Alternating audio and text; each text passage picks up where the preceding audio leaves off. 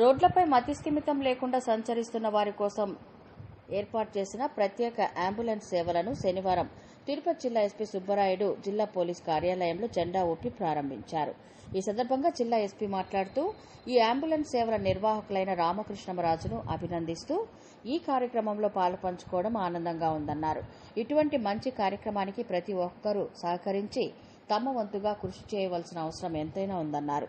మనోబంధు స్వచ్ఛంద సేవా సంస్థ వ్యవస్థాపకులు రామకృష్ణమరాజు మాట్లాడుతూ మానసిక స్థితి లేని వారు ఎక్కడ కనిపించినా తమకు 9246563738 9866887299 నంబర్లకు సమాచారం ఇవ్వాలని ఆయన కోరారు.